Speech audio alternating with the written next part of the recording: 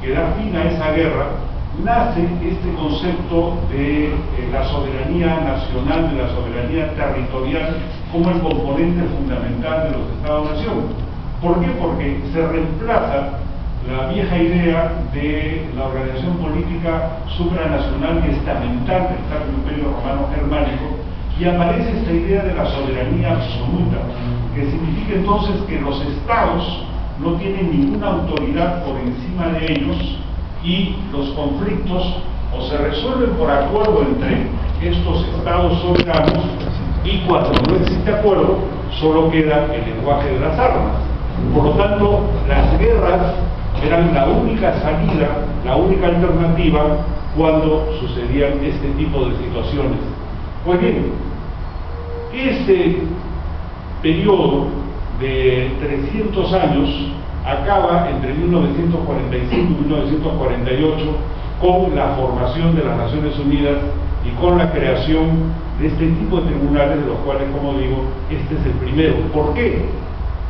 Porque los estados deciden generar un organismo que garantice la paz universal, y para garantizar la paz universal tienen que renunciar entonces al concepto de la soberanía absoluta de los estados, y surge este otro concepto del derecho internacional, que es el de la soberanía relativa, en cuanto a que los estados, a partir de 1945, con la fundación de Naciones Unidas, reconocen que ya no son en sí mismos la autoridad suprema, sino que por encima hay otra autoridad supranacional. Y ese es el esquema que se viene construyendo desde entonces, con una serie de declaraciones, de la Declaración Universal de los Derechos Humanos de las Naciones Unidas, una serie de pactos y de convenios sobre diferentes temas, no solamente en materia de derechos fundamentales, sino en materia económica, en materia social, en materia ambiental, que se han ido construyendo desde 1945 hasta la fecha. Y aparece entonces esta autoridad supranacional, esta legislación supranacional. Y como reitero, el primer ejemplo, el modelo, es esta Corte, que a lo largo del tiempo ha resuelto varias demandas planteadas por los estados, resuelto pacíficamente, que es muy importante, y los estados, en la gran mayoría de los casos, han aceptado sus sentencias justamente para evitar la confrontación bélica. Recordemos que uno de estos casos, entre otros muchos, es el famoso que le plantea Colombia al Estado peruano a raíz del asilo de Víctor Raúl en la embajada colombiana, porque le había quitado la nacionalidad y no le daba pasaporte y no le permitía salir del territorio peruano. Entonces se produce esa demanda, que finalmente se resuelve a favor de Colombia, es decir, a favor de la salida de Víctor Raúl de este asilo en la embajada colombiana.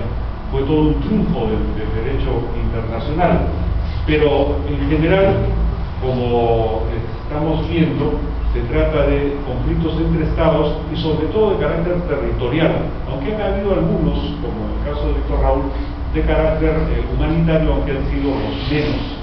Bueno, tuvimos en un periodo reciente un conflicto entre Colombia y Nicaragua por unas islas en el Mar Caribe, ¿no? Con un resultado bastante peculiar, porque al principio los colombianos creían que habían ganado en su demanda y luego se dieron cuenta que les habían dado esas islas pero sin mar, ¿no? En realidad unos cayos, una zona ahí que potencialmente es zona de recursos naturales, y aparentemente quien habría ganado es Nicaragua, y la reacción del presidente Santos fue muy negativa, como algunos recordaremos, ¿no? Dijo que iba a desconocer, hizo un desplante, pero finalmente no ha pasado de ahí, seguramente por la incomodidad que le causó el hecho de que perdiera efectivamente ante Nicaragua. Y en el Caribe, y entre Nicaragua, Honduras, Panamá, Colombia, hay una serie de conflictos que tienen que ver con justamente la idea del mar territorial y sobre todo la zona económica exclusiva que ahora vamos a explicar. Bueno, entonces para entrar directamente en materia, este es el famoso mapa del resultado del fallo de La Haya, ¿no? Y ahí lo que nos damos cuenta es de que el resultado es un resultado, por decirlo menos, bastante ingenioso, ¿no? Pocos imaginaron o supusieron que algo así podría derivarse del acuerdo de las votaciones entre los jueces, porque muchas votaciones fueron muy divididas, ¿no? Y que se puede resumir en lo siguiente, que reconocen para Chile el paralelo geográfico hasta las primeras 80 millas, con lo cual respetan las pesquerías que Chile ha venido desarrollando en los últimos 60 años y que son su zona más importante de producción pesquera, sobre todo de extracción de anchoveta. Y para el Perú, ¿no?, determinan que la reivindicación de la equidistancia, es decir, esta línea equidistante a partir de la frontera, recién se establece desde la vía 80, ¿no?, hacia el suroeste, lo que toma como resultado el hecho de que recuperamos de Chile alrededor de unos 21.000 kilómetros de mar, que es la primera parte de este triángulo, ¿no?, a los cuales hay que añadir otros cerca de 22.000 kilómetros de lo que se denomina el triángulo externo, fruto de la prolongación de las líneas de base, las 200 millas desde la costa peruana, pero que Chile pretendía que fuesen aguas internacionales, es decir, que no eran parte del dominio marítimo del Perú.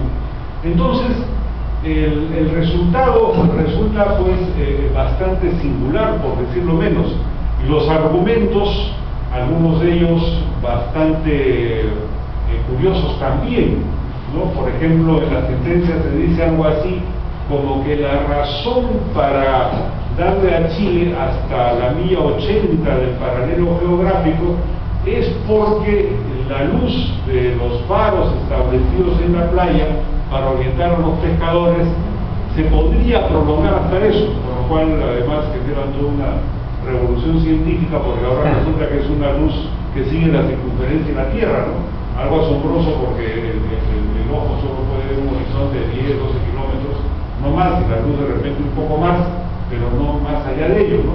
80 millas son 140 kilómetros, es demasiado, no tiene la verdad sentido, pero es un pretexto en realidad para que la Corte de esa forma no afecte la zona de explotación económica que Chile ha venido utilizando en los últimos 60 años, en realidad desde 1947, pero en la práctica de los años 60, cuando empezó el boom anchovetero en toda la costa del Pacífico, el boom de la producción de la harina de pescado, ¿no?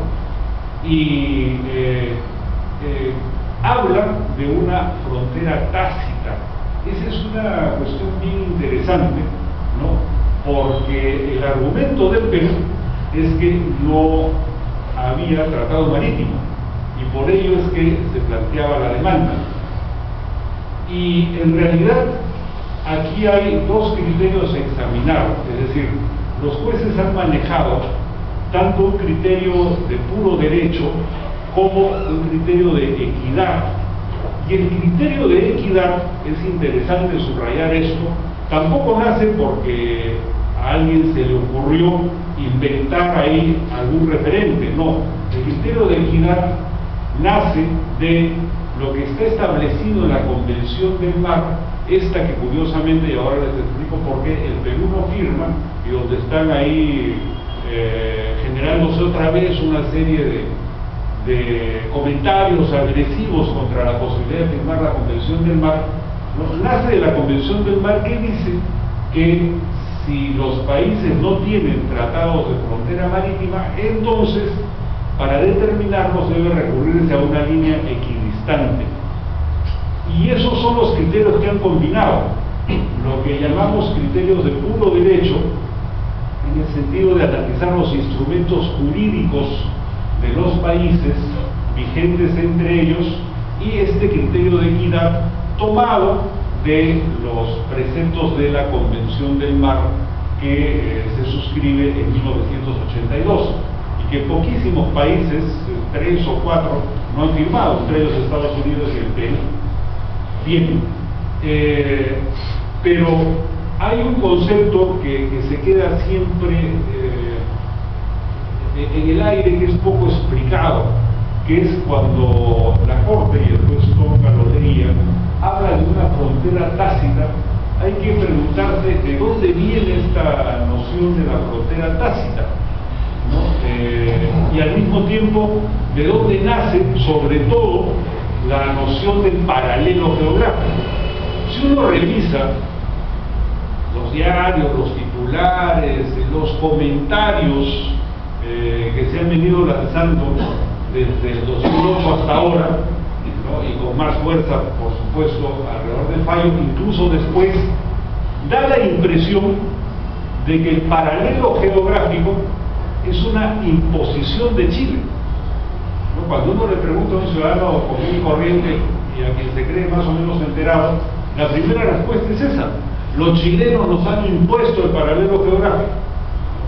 Por lo tanto, estos jueces de la Corte, y sobre todo si uno revisa Hildebrand, Vela Verde y todas esas revistas que están tratando de extremar la sentencia para decir que nos han dado duro, que nos hemos allanado a una sentencia desfavorable, que todo esto es para Chile y ha quedado un poco para nosotros, ¿no? Se burlan en todos los tonos, en fin, insisten en sostener de que la Corte ha aceptado el argumento chileno del paralelo geográfico, ¿no?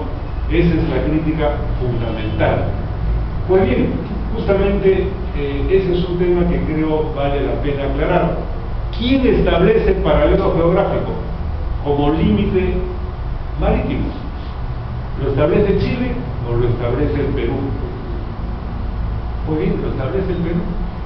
Y por eso en la siguiente lámina, este es el decreto supremo del 1 de agosto de 1947, promulgado por José Luis Bustamante y Rivero, presidente de la República, y por Enrique García Sayán, canciller de la República en ese momento, en 1947. Y que aquí es donde empieza esta doctrina de la soberanía peruana sobre las 200 millas. ¿Y qué cosa es lo que dice esta parte, la parte pertinente, que es la que hemos puesto en la lámina? Usted puede bajar por internet el decreto supremo y leerlo completamente, ¿no? Ese decreto lo que establece es que el control y protección del Perú sobre el mar adyacente a las costas peruanas en una línea, ¿no? En una línea paralela, trazada, ¿no? En forma paralela a la costa, y reconociendo como límite los paralelos geográficos. Es decir, es el decreto del año 47 de Bustamante Rivero y de García Sayán el que establece que los límites marítimos del Perú en el norte y en el sur son los paralelos geográficos, ¿no? No son los chilenos. Esto es lo que en derecho se llama un acto propio, que está teorizado desde el siglo II en el derecho romano, Stenio Digesto, ¿no? Ulpiano decía que no había forma de refutar un acto por propia voluntad, por lo que se llama el acto propio, ¿no? Y en ese sentido, cualquier decisión en contra de un acto propio era inválida, ¿no? Y este es un acto propio del Perú. Y esta iniciativa de Bustamante y Rivero nace como resultado de una situación internacional que empieza cuando el presidente Truman de los Estados Unidos, una vez concluida la guerra, anuncia la soberanía norteamericana sobre la plataforma continental, que por supuesto se extiende mucho más allá de las 3 millas que hasta ese momento, desde la Edad Media, eran reconocidas internacionalmente como mar territorial, la famosa distancia que alcanzaba una bala de cañón, ¿no? Y luego, esta posición empieza a ampliarse y son los presidentes de México, Ávila Camacho, y el presidente de Argentina, Juan Domingo Perón, quien antes que Bustamante Rivero declara la soberanía y jurisdicción sobre el mar adyacente, ¿no? Y el primero que establece, más allá del mar territorial, y el primero que establece la distancia de 200 millas en julio del año 47, antes de este decreto supremo de Bustamante, es el presidente chileno de la época, González Videla, quien sí habla de 200 millas de mar territorial, de 200 millas náuticas de mar territorial, ¿no? Aquí otra cosa que después vamos a ver por qué es importante: si ustedes leen y releen el decreto supremo, no dice en ningún lugar mar territorial, no dice. ¿Por qué no dice? Porque el mar territorial era solo de 3 millas, aunque ya en la época se empezaba a aplicar por algunas potencias la idea de extenderlo a 12 millas. Pero lo que empieza a surgir como parte de un proceso que luego va a fructificar es esta idea de control y protección para la extracción de recursos naturales, vivos y no vivos. Entonces, este es el primer acto propio que el Perú realiza en 1947, estableciendo los paralelos geográficos como límite marítimo, ¿no? El siguiente documento es el convenio sobre zona marítima fronteriza, ¿no? El convenio especial sobre zona marítima fronteriza de 1954. Todos hemos escuchado que los argumentos de la Cancillería peruana iban orientados a decir que esos convenios, sobre todo el de 1952, eran convenios pesqueros.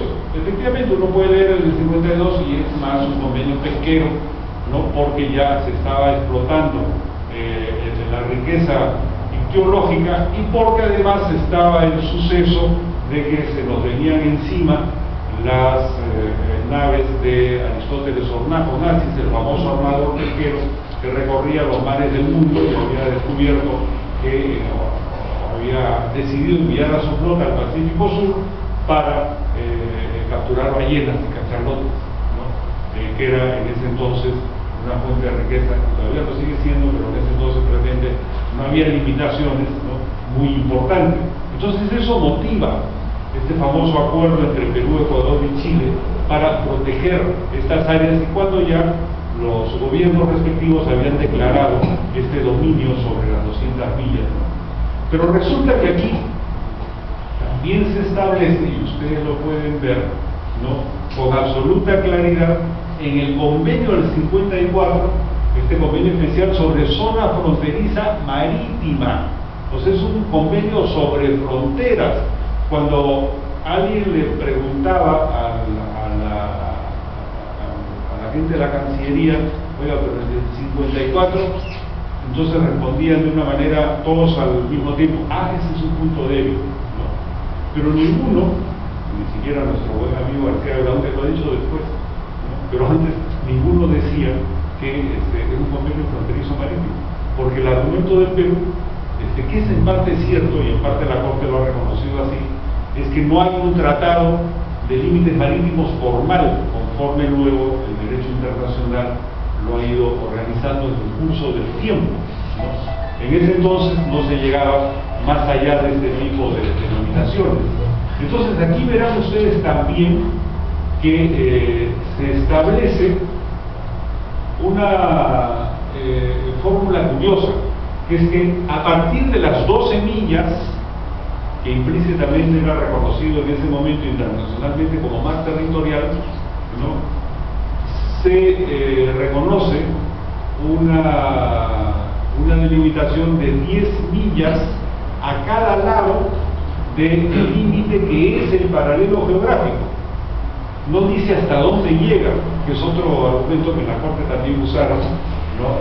Más bien a favor nuestro, para decir que efectivamente no se establecían las 200 millas, pero sí se establece como límite, es decir, para establecer dónde empiezan las 10 millas peruanas y dónde las 10 millas chilenas, para establecer una especie de colchón de protección para los pescadores, ¿no?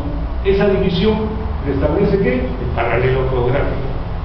Entonces, otro documento, ¿no? Firmado esta vez con Chile, pero por voluntad propia del Perú, donde se reconoce el paralelo geográfico como límite, ¿no? Lo cual, como digo, es bastante interesante, pero al mismo tiempo fundamental entenderlo, porque si no, no se puede comprender lo que han resuelto los jueces de La Haya. Por eso es que cuando los jueces hablan de frontera tácita, se están refiriendo a estos instrumentos, pero no tanto al decreto de Bustamante, sino que en su razonamiento de si se discute sobre si hay o no un acuerdo, un tratado internacional, se refiere sobre todo a este, ¿no? Pero este a su vez se basa en el decreto de Bustamante de 1947. O sea, aquí está el paralelo geográfico, ¿no? Decidido como límite marítimo. Luego tenemos la Constitución, ¿no?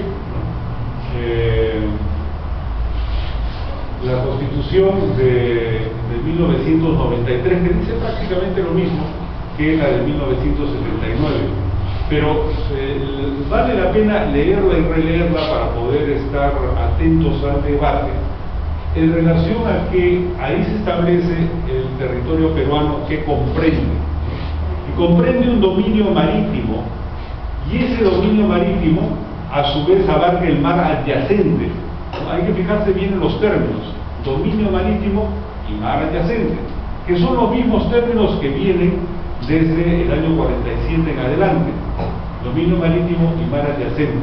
Y el mar adyacente comprende, por cierto, el suelo, el subsuelo, las aguas, las aguas de superficie, las aguas del lecho marítimo, ¿no? Y todo lo que está cubierto por el mar y en el fondo marítimo. Y sobre esto el Perú ejerce soberanía, ejerce jurisdicción, y esto, la distancia de 200 millas se establece a partir de una ley de bases, ¿no? Señala la Constitución. Y aquí lo que quiero que se recoja son esos tres elementos. Uno primero, que es que habla de dominio marítimo y habla de mar adyacente. Como verán, hasta el momento, y nunca lo habrá, no hay ningún documento peruano, ningún documento del Estado peruano que hable de mar territorial. Ninguno. Ese es un invento de los militares de la dictadura de Velasco y de Morales Bermúdez, que les sirvió para formar una base de apoyo entre los pescadores a raíz de la estatización de Pesca Perú, y que se ha quedado impregnado en la camiseta de esos sindicalistas, ¿no? Y se ha quedado impregnado ciertamente en la mentalidad y en el imaginario de buena parte de la población del país. Pero no hay ningún instrumento jurídico del Perú que hable de mar territorial, ninguno. Lo pueden explorar, pueden investigar lo que quieran, ninguno.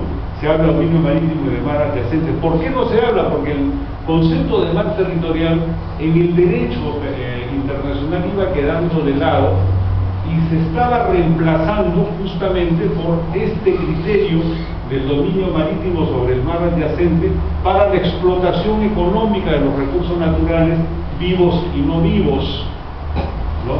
Y por eso es que ahí se genera una nueva doctrina que es justamente la que recoge la Constitución del Mar. Bueno, pero fíjense, la pauta dice que esto se establecerá de acuerdo a los límites que exige la ley. ¿Cuándo se da una ley de bases para establecer con claridad el dominio marítimo? ¿No? Se da en 2005 en el gobierno de Alejandro Toledo, en una ley aprobada por unanimidad en el Congreso de la República, siendo presidente Toledo Tina promulga, siendo presidente del Congreso Marcela Yaypoma, siendo presidente del Consejo de Ministros don Pedro Pablo Kuczynski, siendo canciller don Manuel Rodríguez Cuadros, ¿no? ¿Y qué establece esta norma, esta ley de línea de bases, ¿no? para medir bien las fronteras marítimas? Pues establece una serie de coordenadas geográficas, ¿no? Y tanto en el norte como en el sur establece los paralelos, ahí lo dice con números, ¿no? ¿Y cuál es en el sur? En el norte obviamente el que corresponde con Ecuador, y en el sur cuál es la latitud que establece, el paralelo de latitud, ahí dice latitud, que está bien dicho, ¿no? Y la latitud es 18 grados, 21 minutos, 8 segundos. ¿Qué significa 18 grados, 21 minutos, 8 segundos? El paralelo geográfico que estableció Bustamante y Rivero en 1947 y que reconoció el Perú con Chile en el convenio sobre zona fronteriza marítima de 1954. O sea, el señor Toledo y el señor Rodríguez Cuadros, que funge también de nacionalista, aunque medio oculto porque él sabe de qué se trata, ¿no es cierto?, pero que por ahí lanza su frasecita y alguien recurre a él y dice, parece que es el duro en esto, pues va a reconocer lo mismo porque no podían reconocer otra cosa, porque eran actos propios del Perú y porque eso era lo que la época determinaba, mandaba, y fíjense ustedes, desde el 47 hasta el 2005 hemos dicho exactamente lo mismo, ¿no? El paralelo geográfico es lo que establece las fronteras marítimas tanto con Ecuador como con Chile. Con Ecuador, dicho sea de paso, sí se logró en una muy hábil movida diplomática del gobierno de Alan reconocer esto finalmente en un tratado formal, ¿no? Y se hizo cuando ya estaba la demanda en curso ante la Haya, pero no se alteró nada, en el sentido de que ese mismo paralelo con Ecuador está desde el año 47, ¿no? Y está también en los convenios llamados pesqueros, y está otra vez aquí en la línea de base cuando se mide la latitud norte, ¿no? Bueno, entonces esto es muy importante porque nos permite calibrar de mejor manera tanto lo que ha hecho la Corte como el éxito importante que el Perú ha conseguido en función del criterio de equidad, más que del criterio de derecho. O sea, si se hubiera aplicado el puro derecho, perdíamos. Porque obviamente el argumento de Chile, los argumentos de Chile eran todos estos. Es decir, los documentos peruanos. Chile no ha inventado nada en este tema del paralelo geográfico. Eran los documentos del Perú, ¿no es cierto? Y una cosa curiosa, porque la política tiene eso, es que de pronto, ¿no?, se olvidaron los nombres de los presidentes, de los cancilleres que suscribieron esto, ¿no? Nadie se acuerda, nadie ha mencionado a Bustamante ni a García Sayán, desaparecieron de la escena. Por ahí una cosa remota de un ultra especialista en el tema, que desaparecieron de la escena. Nadie ha mencionado al general Odría ni a su canciller David Aguilar Cornejo, que firmó y negoció el convenio del año 54. Y por supuesto, hasta lo de Toledo dejó de mencionarse. Todos instrumentos que reconocen, insisto, el paralelismo geográfico, ¿no?, como límite. O sea, para decirlo, si se quiere, irónicamente, los argumentos que los chilenos usaron se los dimos nosotros, no lo inventaron los chilenos. Por eso es que hay que entender que el razonamiento de la Corte en realidad ha sido bien interesante, porque sobre estos instrumentos jurídicos es que Chile construye su riqueza económica pesquera, pues, por acuerdo del Perú, no porque nos hayan impuesto nada, por acuerdo del Perú, voluntaria, libremente, porque así se estableció, ¿no es cierto? Entonces, por eso la Corte dijo, si nosotros reconocemos el pedido ahora de la equidistancia, entonces vamos a causar un conflicto muy serio en Chile, le vamos a quitar su riqueza, sus pesquerías, ¿no es cierto? Y eso puede traer consecuencias muy graves. Ustedes vieron, como si siguieron la lectura lectura del fallo el lunes 27, como en Arica la primera reacción de los pescadores fue sacar pescones negros, porque más primera vez en la historia de Chile que pierden algo, ¿no? Y primera vez que sentían que parte de su territorio ya no era suyo, ¿no? Y creyeron que esto iba a tener efectos de envergadura mucho mayor. Fue la sensación, ¿no? Y además escuchar a la gente chilena en La Haya decir al señor Conclave, es decir, lamento profundamente esta sentencia, y al rato escucharle lo mismo al presidente Piñera, ciertamente era bastante serio, ¿no? Felizmente que después como más conscientes entendieron que los usos al contrario lo favorecían, porque las medidas de anchovetas están en las 60 primeras millas, ¿no? Que además, dicho sea paso, son anchovetas que van de norte a sur. Alguna vez escuché por ahí a un comentarista periodista que eso que nunca falta, muy serio, decir que esas anchovetas eran especiales porque venían de sur a norte y justo en la frontera peruana doblaban, o sea, tenían pasaporte, era absolutamente genial. Así no les gustaba, el peruano no lo dejaban pasar. Es al revés, y además si esas anchovetas pasan, según los expertos, es porque acá tenemos una ruta de pesca finalmente, ¿no?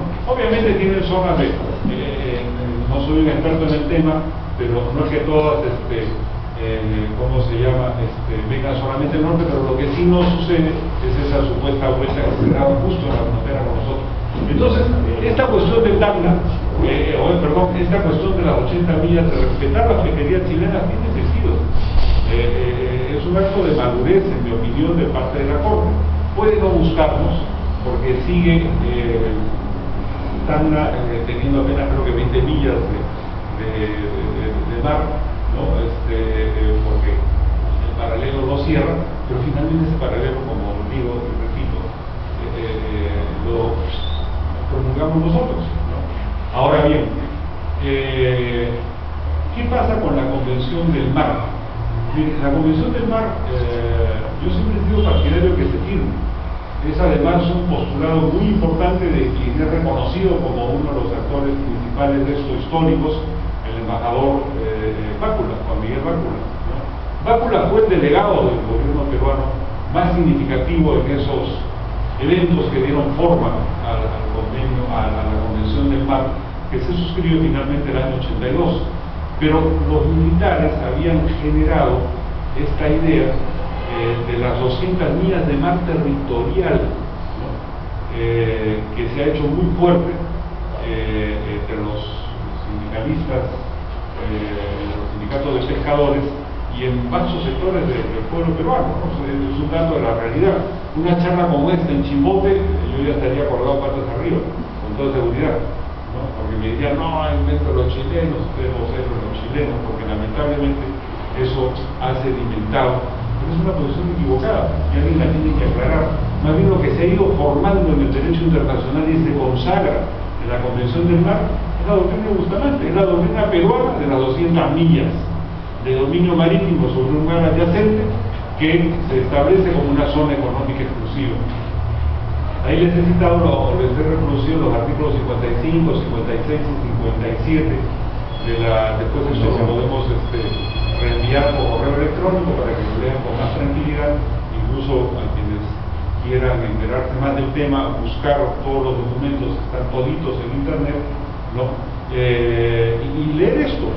Y ahí lo que van a ver es que la zona económica exclusiva es una zona de explotación, exploración, administración de todo lo que hay en las aguas superficiales, bajo esas aguas, en el lecho marino, ¿no? Dentro del lecho marino, recursos naturales vivos y no vivos, ¿no? Que pueden ser explotados, explorados, administrados por los estados ribereños. Y aquí se establece en el artículo 56, hay características que precisan con toda claridad el alcance de esa soberanía y jurisdicción, ¿no? Con absoluta claridad. Y el 57 dice que esa zona económica exclusiva del estado ribereño se extiende a una distancia de no más de 200 millas náuticas. Toda la tesis de la doctrina de la soberanía sobre las 200 millas que nació después de la Segunda Guerra por parte de los estados del Pacífico Sur, ¿no? Y algunos otros latinoamericanos. Entonces ahí está. Más bien la situación de no firmar la Convención del Mar resulta muy penosa. ¿Por qué? Porque la Convención del Mar lo que hace es crear una autoridad internacional que permite justamente que las violaciones a los derechos de los estados ribereños puedan ser llevados ante ese tribunal para ser resueltos de forma pacífica, con argumentos jurídicos, y el Perú se ha excluido de eso. Es una cosa absurda. Por eso es que si uno revisa nuestra historia pesquera, es más bien lo contrario. Por no haber firmado la Convención del Mar, no nos hemos podido quejar nunca de los abusos de la flota soviética cuando se le vencía el plazo y no renovaba el convenio pesquero, o cuando pescaba lo que le daba la gana, gigantescas flotas, o las flotas coreanas, o las flotas polacas, todas las que han venido entre los 80 y los 90 y que siguen viniendo además, porque ¿qué pasa? Estamos desamparados, solo contamos con nuestros propios mecanismos de defensa soberanos, que no son muchos lamentablemente, ¿no? Unos cuantos guardacostas, en fin, mínimos, contados con los dedos de la mano, para proteger este extenso y enorme mar territorial. Y por eso es que cada vez que abusan de nosotros no podemos quejarnos ante nadie, porque no firmamos la Convención del Mar. Entonces le estamos haciendo un favor, contrariamente a lo que piensa la mayoría de la gente, precisamente a las grandes empresas transnacionales, ¿no? Que explotan los mares, las aguas marítimas, las riquezas ictiológicas, ¿no? Y esto puede agravarse si es que, por cierto, abusan también en la explotación del lecho marino, de los recursos naturales no vivos, ¿no?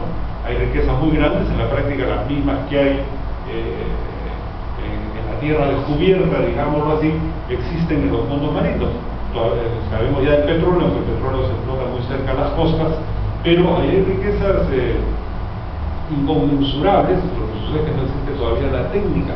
Pero si no, esto se firmó, y justamente esa es la situación que lleva a la Convención del Mar, para evitar el abuso de los grandes sobre los pequeños.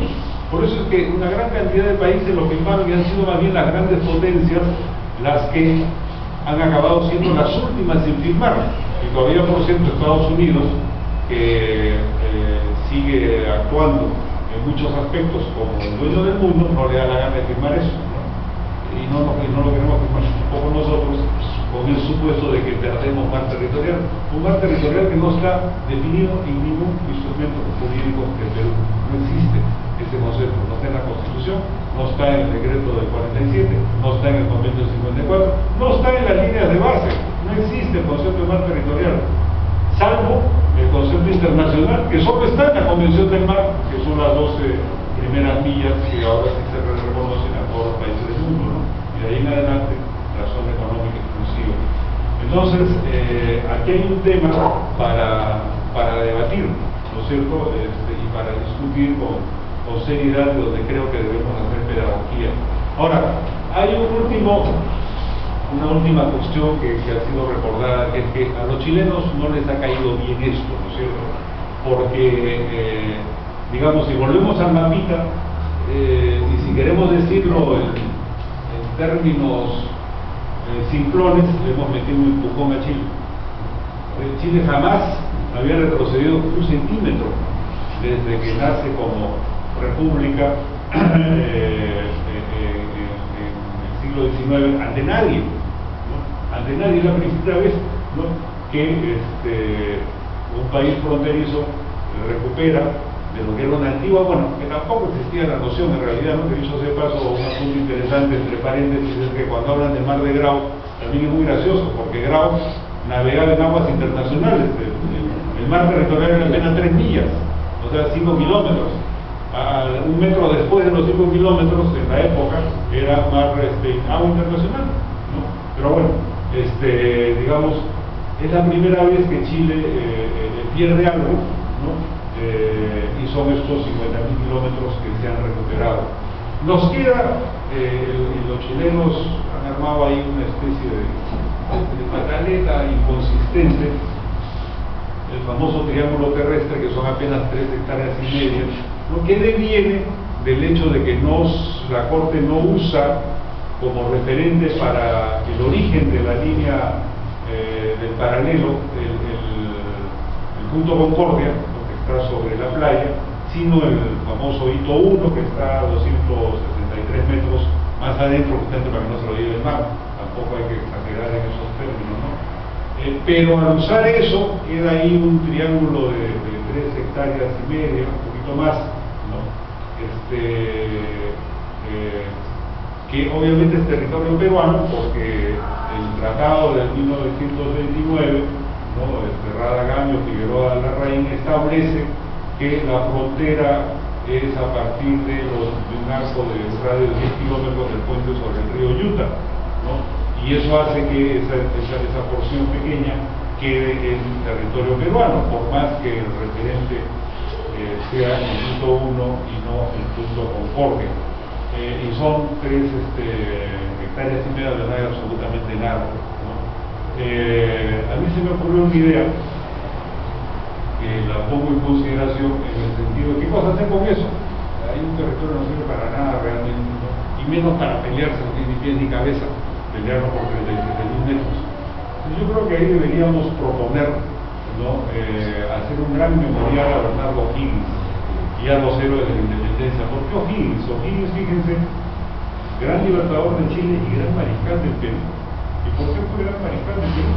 Porque fue hijo del virrey, hijo natural, como se decía en la época del virrey Ambrosio O'Higgins, el rey del Perú, ¿no? En algún momento también capitán general de Chile. Y este O'Higgins se educó, nació en Chile, en la zona de Chillán, ¿no? Se educó en un colegio de naturales, porque su condición social no le permitía acceder a donde iban los hijos de los aristócratas. Se educó con mapuches, aprendió la lengua mapuche, hasta los 24 años usó el nombre y el apellido de la madre, ¿no? Pero finalmente don Ambrosio lo reconoció como su hijo y pudo darle una buena educación. Lo trajo a Lima cuando tenía 12 años, se educó también aquí en el Colegio de Príncipes y luego lo mandó a Inglaterra. Y en Inglaterra, para acabar su formación, con una dote obviamente importante, finalmente el rey tuvo su corazoncito, en Inglaterra entró en un colegio en Londres y su maestro de matemáticas fue Francisco de Miranda. Francisco de Miranda, el gran venezolano, prócer de la independencia, ¿no es cierto?, que héroe de las guerras de independencia americanas, ¿no?, que fue jefe de gobierno en Venezuela, gran mariscal de Francia, estuvo en la Revolución Francesa, su nombre está en el Arco del Triunfo de París, tiene un monumento en Valmy, batalla donde él combatió y por eso lo ascendieron a ese grado notable, ¿no? Coronel del Ejército de Independencia de los Estados Unidos, hasta la reina Catalina de Rusia le dio un grado de coronel. De un hombre extraordinario. Ese fue el maestro de Bernardo O'Higgins. Y O'Higgins bebió de sus enseñanzas justamente las ideas libertarias y se convirtió en un actor fundamental. Cuando el padre se da cuenta en el año 1801 de esta posición de su hijo, ya un joven formado, ¿no? Obviamente se irrita mucho, pero la ruptura curiosamente no se produce porque se muere al poco tiempo don Ambrosio O'Higgins, y más bien Bernardo se queda heredero de una gran fortuna, ¿no? Y dedica su vida y su fortuna a la lucha por la libertad de Chile. Y la figura de O'Higgins es interesantísima porque está en todos los avatares, al punto tal que es nombrado capitán general de los ejércitos de Chile, acompaña prácticamente como par a San Martín cuando forma el ejército de los Andes, está en Mendoza, cruzan los Andes juntos, ¿no? Es un hombre destacadísimo y está en las batallas de Chacabuco, está en Maipú, en las dos grandes batallas que consolidan la independencia chilena en 1817. Y en 1817 es elegido gobernante de Chile, director supremo de Chile, entre 1817 y 1823. Y en ese lapso destina buena parte del presupuesto de Chile, convoca además a una colecta y por diferentes medios forma los dineros suficientes para organizar y financiar el Ejército Libertador del Perú, que estaba al mando de San Martín, que tenía oficiales chilenos, pero donde la gran mayoría de la tropa, que tenían oficiales argentinos, perdón, pero donde la gran mayoría de la tropa era chilena, al punto tal que la tropa chilena y algunos oficiales también chilenos le preguntan al generalísimo con qué bandera marchamos, y San Martín le dice con las chilenas, ustedes son chilenos, porque la expedición del Ejército de los Andes marchaba, y lo saben mismos historiadores, con la bandera de las Provincias Unidas del Río de la Plata, ¿no? La blanca y celeste, prácticamente la misma bandera argentina hasta ahora. Entonces ellos nos libertan, y a O'Higgins le pasa una cosa muy paradójica, que esa financiación del Ejército Libertador del Perú le impide un buen manejo económico, le genera una crisis de envergadura y una crítica muy fuerte de la opinión pública chilena, que le pide su abdicación. Y sucede un hecho muy curioso, que O'Higgins se vio obligado a abdicar porque no tenía dinero, el país estaba quebrado, ¿no? Pero eso era en buena parte fruto de haber financiado el Ejército Libertador del Perú, ¿no? Y cuando presenta su renuncia ante el Senado O'Higgins, para su sorpresa, los senadores y las multitudes, dicen las crónicas, en las calles de Santiago, lo aclaman, lo viven, dicen: no tenemos nada contra Bernardo O'Higgins, viva O'Higgins. Eso es una aplicación de lo más paradójica de un gobernante que quiebra por ayudarnos, ¿no? ¿Y a dónde viene? A Lima, ¿no? Su casa está ahí en el Pirón de la Unión, ¿no? Viene a Lima y a su hacienda, un hombre de fortuna, fruto de la herencia que había recibido, y a su hacienda Montalbana de Cañete, ¿no? Y aquí está varios años, entre el 23 y 1842, cuando muere, y todavía tiene tiempo de actuar cuando la Confederación Perú-Boliviana, cuando Gamarra llama y financia a las tropas chilenas para que lo ayuden a derrotar a Santa Cruz, y él trata de intermediar entre el general chileno Bulnes y Santa Cruz, pero lamentablemente ya es demasiado tarde, no se logra, y Bulnes derrota a las tropas de la Confederación en la batalla de Yungay, y se acabó la Confederación. Pero este hombre, a quien de alguna manera hemos dejado de lado, creo que podríamos reivindicarlo, justamente igual que a Miranda, igual que a San Martín, ¿no? Como un hombre que está por la integración, que además pensaba en la integración, lucharon por nuestra independencia, ¿no? Y podríamos, creo que con una propuesta de ese tipo, generar una corriente de opinión pública que los chilenos no tendrían cómo rechazar, ¿no? Sería imposible generar ahí un gran memorial. Ya, en fin, los arquitectos de imaginación se encargarán de ver cómo lo hacen, pero rendirle homenaje a O'Higgins es rendirle a quien participó de manera decisiva en la formación de la independencia del Perú. Entonces tenemos un chileno que nos unifica, ¿no? Y creo que ese es el lenguaje indoamericano de integración que hay que hablar y plantear. Bueno, yo llego hasta aquí para ver si es que hay algunos comentarios que necesiten ser aclarados, y volviendo al tema, como les digo, lo resumo diciendo que creo que el fallo es favorable, que es un fallo inteligente, que respeta las pesquerías chilenas para no generar un problema aún más grave en ese país, ¿no? Que en inmediato no nos beneficia económicamente, solo con el hecho de recuperar o obtener estos 50.000 kilómetros que no teníamos antes, y que evita que en Chile se genere un trastorno socioeconómico que puede o podría haber tenido repercusiones muy graves en la estabilidad del propio régimen chileno si limitaban su zona de pesca, que es una zona determinada, insisto en eso, ¿no? Por los propios instrumentos jurídicos que el Perú viene aplicando por acto propio desde 1947. Bueno, llego hasta acá.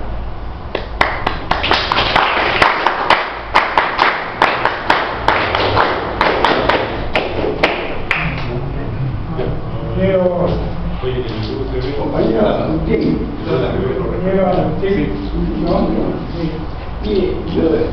un momentito, todavía no podemos agradecerle, ¿no? Esta presentación, ¿no? y vamos a hacer un debate, un diálogo, ¿no? Donde conseguiremos, si usa la palabra que lo solicito. Ahora sí, compañero. Sí, compañero, a través del Putana, yo les di la idea de que ellos propongan que en la parte ganada o de vuelta, que no han devuelto, pudiera poner unos 2 buques de fábrica para dar trabajo a todos los pescadores del China. Yo les mandaba esa idea a ellos porque como compromisadas podían lograr y dar ocupación a muchos también en mis barcos con la fecha de nada más. Gracias, compañero. Agustín, Sí. somos integracionistas desde luego, pero también somos peruanos. Entonces, pero, y en eso pongo el énfasis de las vicisitudes que ha tenido siempre el Estado peruano, nosotros los peruanos, frente a los sureños. Ellos no son mancos, ellos siempre se han puesto por encima, con una actitud soberbia sobre el Perú. Han venido 3 veces a Lima, digamos, con la independencia, con la confederación y después con la invasión. ¿Cómo tomar esto? Somos integracionistas. Tú estás proponiendo un gesto de integración. El monumento, no sé, a Bernardo Higgins en el triángulo terrestre o en la costa seca, como se dice, ¿no? Otro Tiwinza, ahora es el Tiwinza del sur, que cedemos, o cederíamos, así como ocurrió. Entonces, yo creo que debe ser un paréntesis hasta que llegue la señora Bachelet, que aparentemente no es tan peruana como se cree, o pro-peruana, o me parece que es de la prosapia más antiperuana. Ella, con Lagos que fue su jefe, su presidente, y Lagos tiene una relación con el coronel Lagos que vino acá a Lima, ¿se acuerdan? Bueno, no vamos a sacar otra vez, no ser halcones, hay que ser integracionistas, pero también hay que ser prudentes frente a una posibilidad siempre difícil de relación con los chilenos, siempre, ¿no? Entonces hay que, primero yo quiero ver qué discurso va a ofrecer la señora cuando llegue el mandato segundo en marzo, y sobre todo su nuevo ministro, que es bien también antiperuano. Y gracias, compañero. Bueno, ahí si me permiten el comentario, mira, la independencia viene porque nosotros no éramos independientes. Independencia, nosotros lo sabemos bien todos, nos independiza. No, está bien, es el gesto que dicen ellos, ¿no? San Martín, el O'Higgins, son las tropas, porque acá no había un movimiento lo suficientemente fuerte, ¿no es cierto? O sea, no vienen a dominar, vienen a independizar el Perú, y las dos corrientes que vienen, también la que viene Caracas en el mismo sentido. Y en el caso de la Confederación Perú-Boliviana, ahí también hay un hecho muy interesante. Quien trae a Bulnes y quien financia a Bulnes al ejército chileno es Gamarra, que es un típico representante del nacionalismo autoritario y autáctico, ¿no? Los chilenos no vienen a invadir, nos vienen llamados, obviamente tenían el interés también de que esa confederación no funcione, por supuesto, era parte de la lógica de la época, ¿no?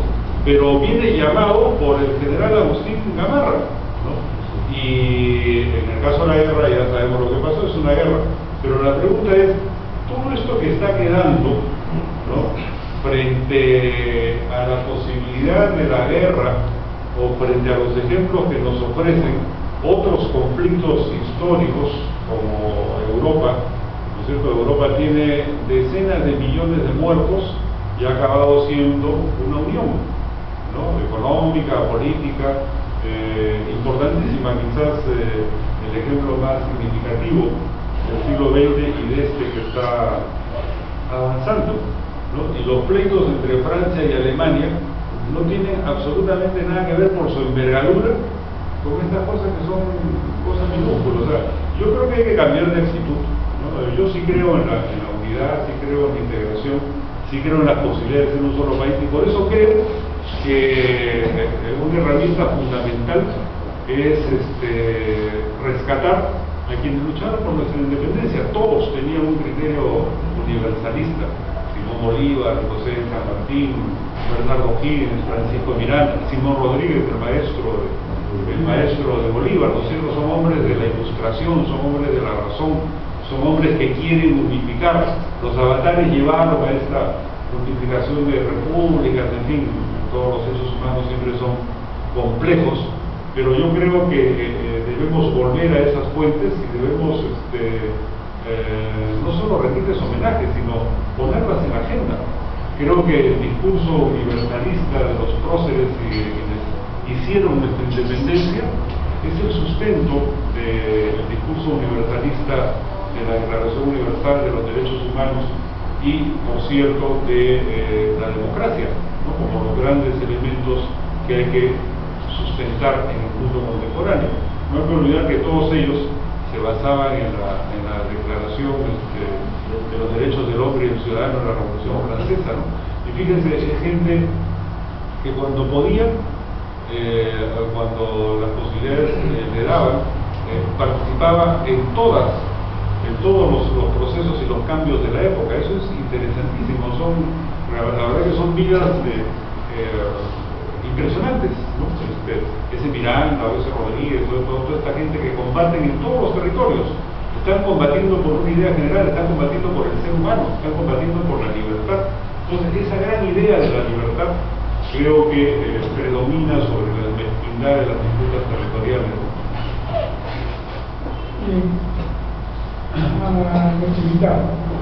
Bien, sí, concuerdo con la idea de la integración. Es importante, formamos parte también de un bloque económico. Hace unos días escuché en la Deutsche Welle que hablaban de la Alianza del Pacífico mexicano, colombiana, peruana y chilena como un posible bloque económico que podría llegar con el futuro. No sé si lo sobredimensionaron, pero hacer una novena potencia económica, como un mercado de 200 millones de consumidores.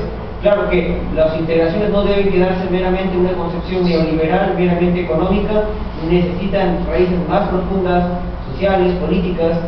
Es cierto que hemos tenido problemas especiales con Chile, pero debemos dejar atrás esa herencia del odio, del revanchismo. A mí me educaron en un colegio estatal, era horrible, eran todas las derrotas que teníamos en nuestra historia con Chile y nos hacían sentir muy mal, y era una visión pesimista.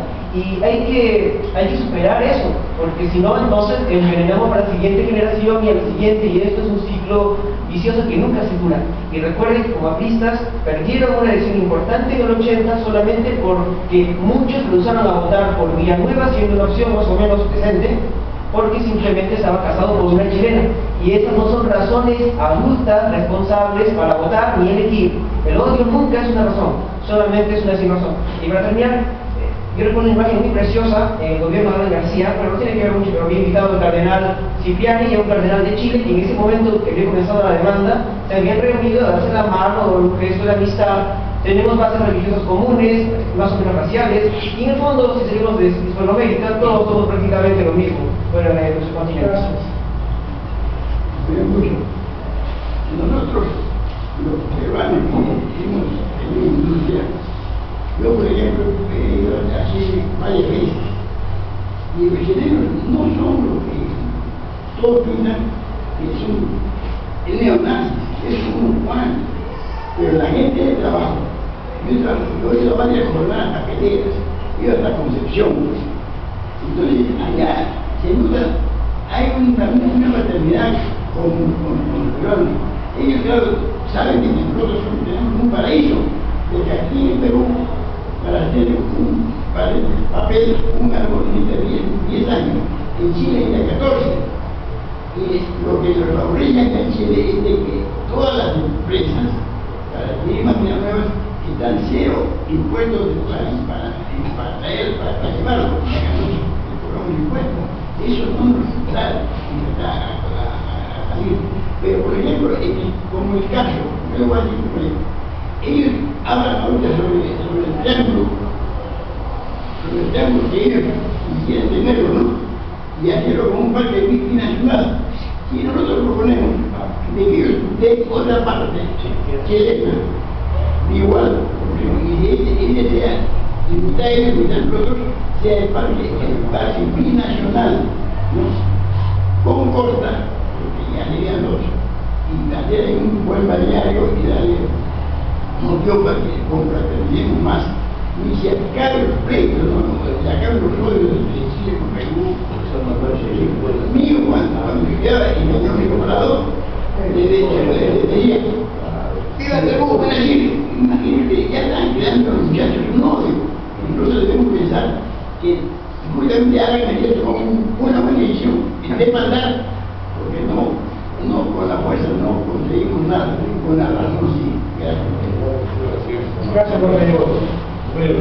Compañero, Si hablamos tanto de integración, si hablamos de tantas cosas, ¿por qué Chile cada vez se arma más? Se para de alguna manera, se para armando. Una parte de su versión es el armamento. Pues yo no lo veo como un negocio, que van a ser mis hermanos. Y los vecinos que se llaman, no entiendo. Y la mira siempre ha sido Perú. Bueno, porque efectivamente existen posiciones guerreristas de todos lados.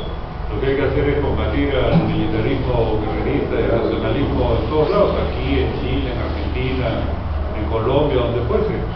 Es obvio que ahí el ejército chileno tiene una vieja formación prusiana, machista, ¿no? Y obviamente es pasto de los negociantes de armas, pero